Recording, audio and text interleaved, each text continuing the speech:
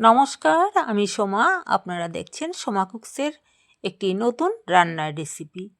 আজকে রান্না করব কাঁচা মুগ ডাল আর বেগুন দিয়ে একটা অসাধারণ স্বাদের একটা নিরামিষ রেসিপি। তবে সেই রেসিপিটা ভাত কিংবা রুটির সাথে খুবই ভালো লাগে খেতে। তবে চলুন দেখে নেওয়া যাক এটাকে আমি কিভাবে রান্না করি। বেগুনটাকে আমি পিস করে কেটে নিয়েছি। আপনারা আপনাদের যেভাবে সুবিধা হয় সেভাবে আপনারা কেটে নিতে পারেন। এখানে 3টে কাঁচা লঙ্কা আর কিছুটা আদা নিয়েছি। আর মুগ ডালটা আমি ছোট চায়ের কাপের 1 কাপ মুগ ডাল নিয়েছি। মুগ ডালটাকে ধুয়ে আমি জলটা ঝরিয়ে রেখে দিয়েছি বাটির মধ্যে। এখানে একটা মিক্সার জারের মধ্যে কাঁচা লঙ্কা, আদা আর ছোট চা চামচের 2 চামচ পরিমাণ আমি গোটা জিরে দিয়ে দিলাম। এটাকে একটা মিহি পেস্ট বানিয়ে নেব। এদিকে আমি কড়াই বসিয়ে সর্ষের তেল গরম করে নিয়েছি। তেলের মধ্যে এবার বেগুনগুলোর মধ্যে আমি নুন হলুদ মাখিয়ে রেখে দিয়েছিলাম যাতে তেলটা একটু কম টানে, সেই জন্য এবার আমি বেগুনগুলোকে এপিট ওপিট করে ভেজে তুলে নেব। আমি বেগুনগুলোকে এইভাবে গোল গোল করে কেটে নিয়েছি। আপনারা চাইলে ডুমো ডুমো করেও কেটে নিতে পারেন।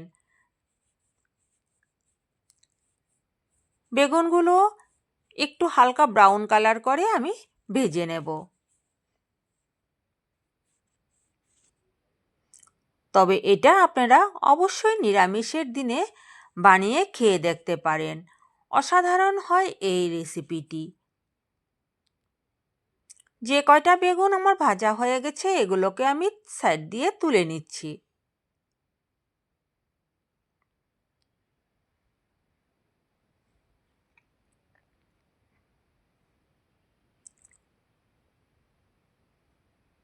বেগুনের মধ্যে আগে থেকে একটু নুন আর হলুদটা মাখিয়ে রাখলে বেগুনটা খেতেও ভীষণ ভালো লাগে।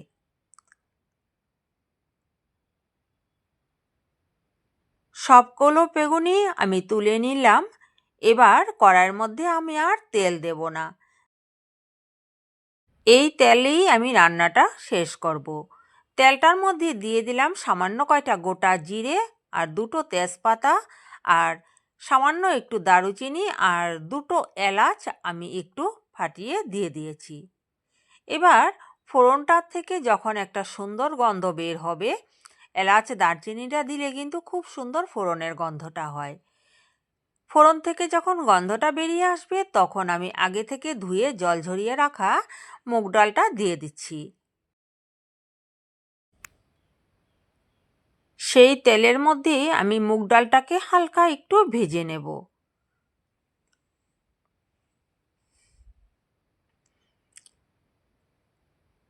মুগ ডালটা কিন্তু আমি বেশি ভাজবো না। এবার আমি ওর মধ্যে 2টো টমেটো পাতলা পাতলা করে কেটে নিয়েছি, সেই টমেটো কুচিটা দিয়ে দিচ্ছি। মুগ ডালটা বেশি ভাজার দরকার নেই, আমি আগেই বলে দিয়েছি। এই অবস্থায় এখন আমি টমেটো কুচিগুলো দিয়ে দেব।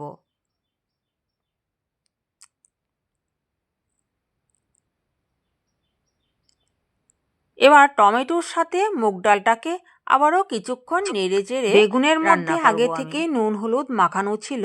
এবার আমি পরিমাণ মতো এখানে কিছুটা নুন দিয়ে দিচ্ছি। সামান্য একটু হলুদ গুঁড়ো দিয়ে দিলাম। দিয়ে দিচ্ছি হাফ চামচের চাইতেও কম একটু কাশ্মীরি লঙ্কার গুঁড়ো। চাইলে আপনারা এটা স্কিপও করতে পারেন। এবার সব কিছু দিয়ে আবারও অল্প সময় এটাকে নেড়ে দিলাম। এবার দিয়ে দেব সামান্য একটু জল। সামান্য একটু জল দিয়ে মশলার সাথে একটু সময় ডালটাকে কষাবো। এতে কিন্তু টমেটোটাও একটু গলে যাবে। টমেটোটাকে আমি বেশি গলাবো না, এইভাবে রান্না করতে করতেই যেটুকু সেদ্ধ হয়ে যায়। এবার যে আদা কাঁচা লঙ্কা আর সামান্য একটু জিরে দিয়ে আমি একটা মশলা বানিয়ে নিয়েছিলাম, সেই মশলাটা দিয়ে দিলাম। মশলার বাটিটা ধুয়ে সামান্য একটু জল দিয়ে দিয়েছি। সব কিছু দিয়ে অল্প সময় ঢাকা দিয়ে রাখবো। 5 থেকে 6 মিনিটের মতো গ্যাসের আঁচটা একদম লো করে দিয়ে আমি এটা ঢাকা দিয়ে রেখে দিয়েছিলাম। এবার ডালটা দেখুন সেদ্ধ হয়েছে কিন্তু একদম গলে যায়নি। এই যে ডালগুলো যখন ফেটে যাবে তখনই বোঝা যাবে এটা হয়ে গেছে, আর সেদ্ধ করার দরকার নেই এটাকে। ব্যাস এভাবেই একটা মাখা মাখা একটা ভাব চলে আসছে। এখন আমি আগে থেকে ভেজে রাখা যে বেগুনগুলো, সেই বেগুনগুলো এখানে সুন্দর করে সারি সারি করে সাজিয়ে দিয়ে দেব।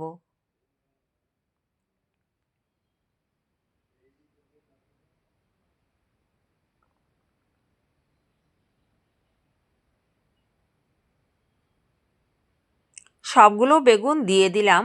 যেহেতু এটা নিরামিষ একটা রান্না করছি, তার জন্য স্বাদের ব্যালেন্সটার জন্য একটু চিনি দিয়ে দিয়েছি, আর দিয়ে দিলাম হাফ চামচ গরম মশলার গুঁড়ো। এবার আমি নামিয়ে নেব। নামানোর আগে 1 চামচ ঘি দিয়ে দিলাম। যে কোনো নিরামিষ রান্নাতে একটু ঘি দিলে তার স্বাদটা কিন্তু দ্বিগুণ বেড়ে যায়। বাস এবার বেগুনগুলোকে আস্তে করে একটু উল্টে দেব যাতে ভেঙে না যায়। এবার আমি নামিয়ে নেব। নামানোর আগে আমি সামান্য একটু ধনেপাতা কুচি ছড়িয়ে দিয়ে গ্যাসটা অফ করে অল্প সময়ের জন্য ঢেকে রেখে দেব, যাতে সমস্ত মশলার গন্ধগুলো বেগুনের মধ্যে চলে আসে। তবে কেমন লাগলো বন্ধুরা আমার আজকের এই রান্নার রেসিপিটা, অবশ্যই কমেন্ট করে জানাবেন। আর আপনি যদি আমার চ্যানেলে নতুন বন্ধু হয়ে থাকেন, তবে অবশ্যই আমার চ্যানেলটিকে সাবস্ক্রাইব করে পাশে থাকা বেল নোটিফিকেশনটি অল করে দিয়ে আমার সঙ্গে থেকে যাবেন। তবে আজকের মতো এই পর্যন্তই। আপনারা সকলে ভালো থাকবেন, সুস্থ থাকবেন, সাবধানে থাকবেন। আবারও নিয়ে আসবো অন্য কোনো দিন অন্যরকম রান্নার রেসিপি নিয়ে। ততক্ষণের জন্য বাই বাই।